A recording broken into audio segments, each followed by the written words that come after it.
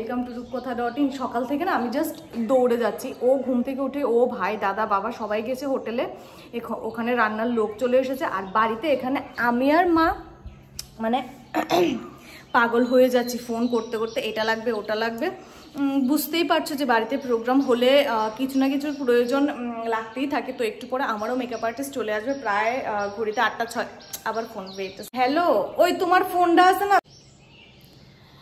উফ, এই ফোনের চক্করেই আছি, একে ফোন করছি ওকে ফোন করছি, এটা লাগবে সেটা লাগবে। তো যাই হোক, একটু পরে সব রিলেটিভস চলে আসবে, বৌদিওরও ওই বাড়িতে রেডি হচ্ছে, আমি এখানে রেডি হব। তো তোমাদেরকে এখনও ড্রেসটা দেখানো হয়নি, সেটা দেখাবো। আর আজকে ফাইনালি আশীর্বাদের দিন এত তাড়াতাড়ি চলে এসেছে, মানে কি যে ওই যে বারবার বলি যে সময় কি করে চলে যায় বোঝাই যায় না। তো যাই হোক, তো আজকে তোমরা খুব সুন্দর সুন্দর জিনিস দেখতে পারবে। আর যদি ব্লগটা খুব বেশি বড় হয়ে যায় আমি কিন্তু ব্লগটাকে দুভাগে ভাগ করে দেবো, দুদিনে পার্ট 1 পার্ট 2 করে দেবো। তো চলো তোমরা দেখতে থাকো। সকাল থেকেই ভাবছি আজকে একদম ডালা ভর্তি করে ফুল নিয়ে যাব। আর চুলে কি ফুল লাগাবো আমি সেটা তো জানি না, ওই জন্য ডালিয়া কিছু ছোট ছোট ছিল, ডালিয়া না সরি চন্দ্রমল্লিকা কিছু ছোট ছোট ছিল, সেটা তুলে নিলাম। যদি বাই চান্স লাগে, আমাদের মেয়েদের জোগাড়ের আর কোনো শেষ নেই। তো যাই হোক, এখানে দেখো ঘটের ধান, ঘরের পুজো সবটাই হয়ে গেছে। এখন আর কিছু ফুল তুলছি। আর এই ফুল গাছটা জানো তো, আজকে 2-3 বছর হয়েছে আমি লাগিয়েছি, সব সময় এত সুন্দরভাবে ফুল ফুটে। ওই যে কয়েক মাস আগে ফ্লাড হলো, বন্যা হলো 2024-এ, ভেবেছিলাম যে এই গাছটা আর বাঁচবে না। যাই হোক, যত্নের যদি করা হয় তাহলে কিন্তু সম্পর্কও বেঁচে থাকে, ঠিক তেমনি এই গাছটা। তো যাই হোক, এখানে দেখো ফুলগুলো তুলে নিচ্ছি। আর আজকে বাড়ির মধ্যে একজন ওই দিক দিয়ে কাজ করছে, একজন এদিকে দৌড়চ্ছে। আর সকালবেলা ঘুম থেকে উঠেই ও ভাই দাদা সবাই চলে গেছে, যেখানে ওই মাংস মাছ সেগুলো কাটা চলছে, সেগুলোর অ্যারেঞ্জমেন্ট চলছে। বাবাও হোটেলে চলে গেছে। আর এইখানে আমি ঘরের যা জিনিসপত্র সেটা দেখভাল করছি। মা আছে রান্নাঘরে, কিছু রিলেটিভস আছে যারা সকালে এখানে এসে খেয়ে তারপর ওখানে যাবে। আর এখানে চলে এলাম, কাকি দেখাচ্ছে আমাকে শাড়িটা, এই শাড়িটা পরলে ভালো লাগবে। তো আমি বললাম হ্যাঁ ভীষণ ভালো লাগবে, শাড়িটা সুন্দর তাই না? কালারটা কিন্তু দারুণ, পাটটাও কিন্তু একদম বেশ। তো দেখি কাকিকে পরলে কেমন লাগে, সবাই তো তোমরা ভিডিওতে দেখতেই পাবে এবং ছবিতেও দেখতে পাবে। তো চলো, আজকের দিনটি বারবার মনে মনে আমি ঠাকুরকে ডাকছি সব যেন একদম ভালো ভালো হয়ে যায়। আসলে ওই যে বলে যার শুরু ভালো তার শেষও ভালো, সরি উল্টো বললাম তাই না, যার শেষ ভালো তার সব ভালো। তো যাই হোক, চলো এখন বেশি কথা না বলে এখন চলে যাই ঘরে গিয়ে দাঁড়াও আমার ড্রেসটা তোমাদেরকে একবার চলো তোমাদেরকে আমার ড্রেসের একটা লুক তোমাদেরকে দেখিয়ে দিই। জাস্ট লেহেঙ্গার নিচের জায়গাটা দেখো। আর এটা কোথা থেকে নিয়েছি, কি করে নিয়েছি, কত নিয়েছি সব আমি বলে দেবো পরে। আপাতত তোমরা এইটুকুনি দেখো, পরে আমি রেডি হওয়ার পর কিন্তু সবটা তোমাদের সামনে নিয়ে আসবো।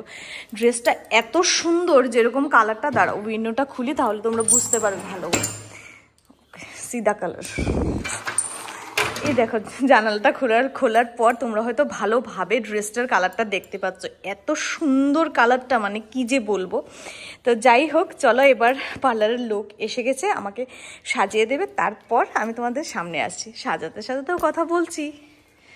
কি ড্রেসটা দেখলি তো? এই দেখো ড্রেসটা কি সুন্দর হয়েছে তাই না? আমার তো ভীষণ পছন্দ হয়েছে। আমি না অনলাইনে এত কেনাকাটা করি না, বিশেষ করে কাপড় চোপড়টা আমি অফলাইনে কিনতেই ভালোবাসি। যেরকম ধরো শাড়ি কিংবা ওকেশনালি যেগুলো ভালো ভালো কাপড় পরি, তো সেটাই। তো এবার আমি অনলাইনে নিলাম, দেখি খুবই ভালো এসেছে। কোথা থেকে নিয়েছি সব আমি তোমাদেরকে বলে দেবো। তো এখন আপাতত মেকআপ আর্টিস্ট আই থিঙ্ক এসে পড়ছে, 9টা বাজে অলরেডি।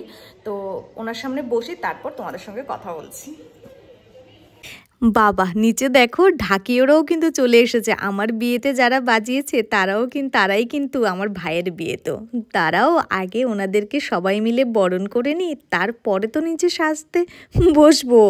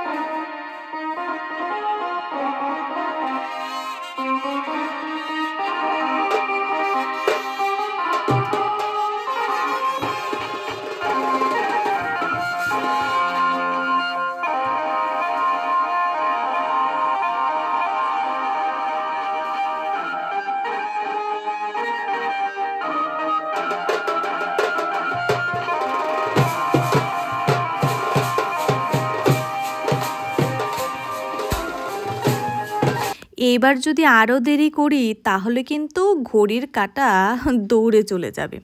সেই জন্য মেকআপ আর্টিস্ট আসার সঙ্গে সঙ্গেই বসে পড়লাম। তোমরা তো সকলে জানো আমি খুব সিম্পল মেকআপ পছন্দ করি, আর নিজের ভাইয়ের বিয়ে বলেই কিন্তু মেকআপ আর্টিস্টকে ডেকেছি। আর না হলে আমি কোনোদিনও মেকআপ করতে সচরাচর আমার ভালো লাগে না, সবটা নিজেই ম্যানেজ করি। তো যাই হোক, এখন চলো মেকআপটা সেরে নিই। শেষে কিন্তু তোমরা কিন্তু কমেন্ট সেকশনে আমাকে জানিও যে কেমন হয়েছে। মেকআপ আর্টিস্ট আসতে প্রায় 1-1.5 ঘন্টার মতো লেট করেছে, তবে যাই হোক পার্টি মেকআপ তো বেশিক্ষণ সময় লাগবে না, আর আমি একদম হালকা মেকআপ করব। তো শেষে তোমরা কিন্তু একদম বলে দিও কেমন লাগছে।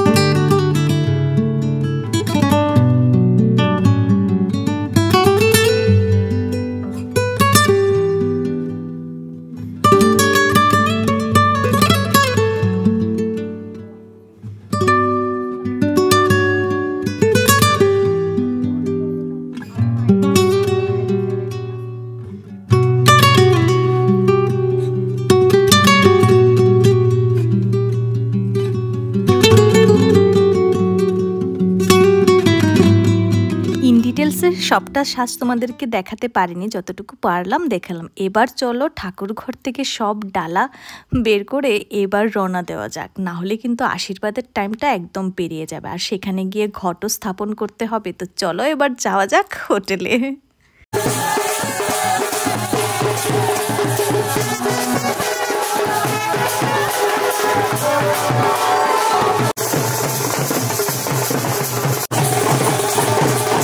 কি দেখে তো বুঝতেই পারলে যে এনারা হলো আমাদের মেয়ের বাড়ির কনে বাড়ির। তো যাই হোক সকলে চলে এসেছে, আর এইখানে দেখো স্টেজে উঠেই আমি আগে ঘরটা রেডি করে নিলাম, যেটা ঠাকুরমশাই আসার পরই স্থাপন করবেন। আর ওইখানে দেখতে পাচ্ছ মাকে, আমার 2 মা কিন্তু চলে এসেছে। আর এইখানে কি কি লাগবে আর ডালাগুলো ভালোভাবে সাজিয়ে রাখছি। প্রথম আশীর্বাদটা কিন্তু ঠাকুরমশাই থেকেই শুরু হবে, তারপর আস্তে আস্তে বাবা মা আমরা সবাই আশীর্বাদ করে নেব।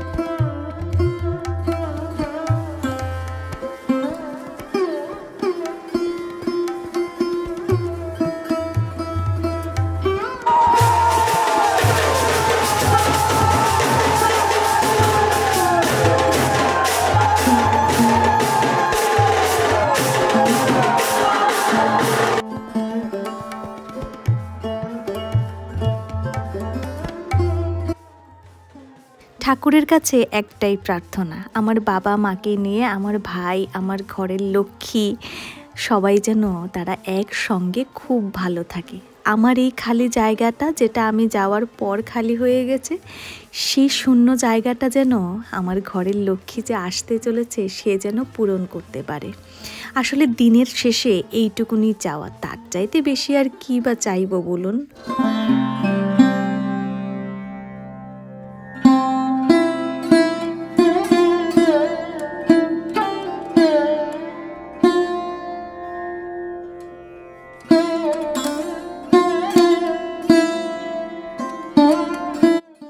ঠিক লক্ষ্মীমন্ত বউ হয়েছে আমাদের, তাই না?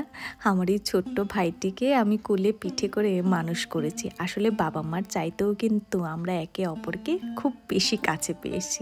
দাঁড়ান একটু কানটা টেনে দিই।